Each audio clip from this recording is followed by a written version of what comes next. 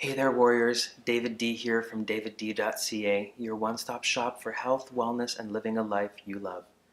Today we're going to talk about releasing, letting go of some of the darkness that we've been carrying around, some of the trash, the old stories that we carry with us that don't serve us or bring us any joy, that keep us stuck. We're going to talk about letting those go and letting in more light. So get comfortable and let's dive in.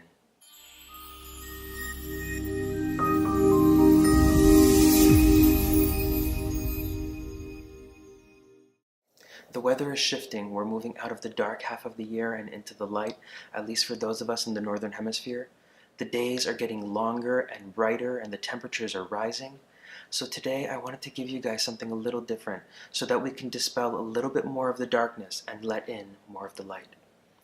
We've talked a lot about dreams, illusions, and fantasies over the past year, about how they create chaos in our lives, especially when we dismantle them, which unfortunately is necessary, and about how they cause us to try and manipulate or force others into changing, also a useless pursuit. But more importantly, they keep us from truly showing up in the world, from being fully present and fully living.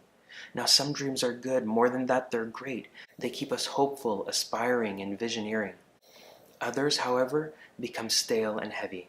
They keep us stuck in the past, stuck in bad relationships, stuck in situations that cause us to be disrespected or inhibit us from stepping into our full worth.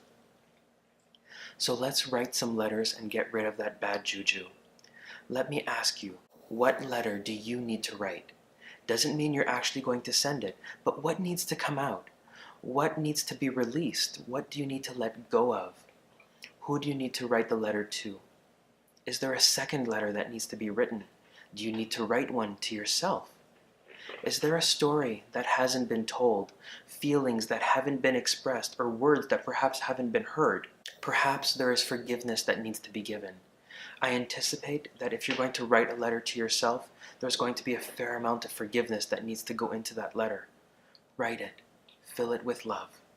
Grab a pen and a piece of paper, or maybe tear a piece of paper out of your journal, that jagged slip remaining against the binding representing what you've chosen to extract from your life and release.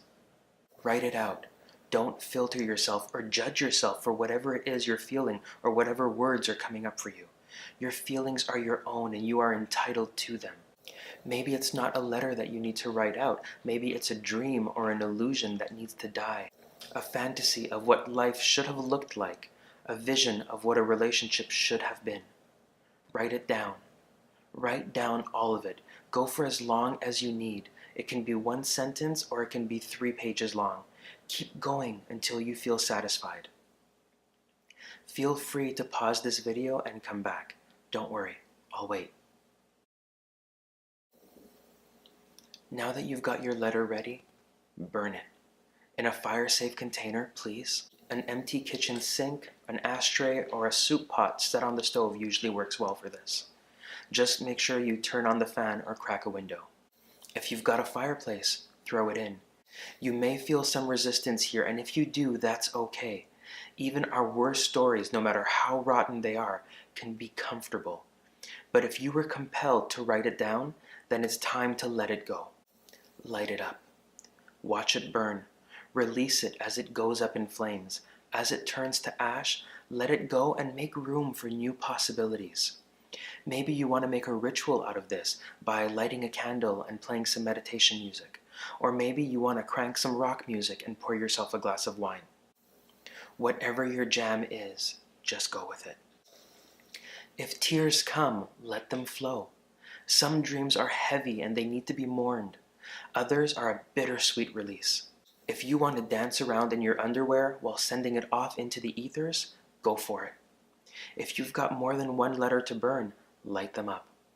You can make it an annual ritual, or maybe this is something you need to repeat again next month, or maybe tomorrow. If it will help you, just go for it. Whatever you need to do to help yourself let go, responsibly of course, just do it. When you're done, choose a word, a phrase, or a mantra of what you want to draw into your life. What do you want to bring into the void we've just created? Light, love, peace, compassion, resonance, divinity, joy. Let it all in. Maybe you want to sit in meditation, lie in shavasana, take a hot bath, or go for a walk in nature. Or maybe it's just a chocolate brownie and a Disney movie underneath a cozy blanket. Whatever it is, take the time you need. 1, to mourn what is no more, and 2, to take in what's coming next, because it's going to be great, and it's going to be beyond anything you can imagine. Let me know in the comments below what your burning ritual looks like. And if you're feeling stuck, drop me a note and let me know how I can support you. If you liked this video, give it a like, hit the subscribe button, and share it with your friends, because we've all got letters to burn. Thank you so much for watching, and I'll catch you in the next video. But until then, sending you love. Stay strong, warriors.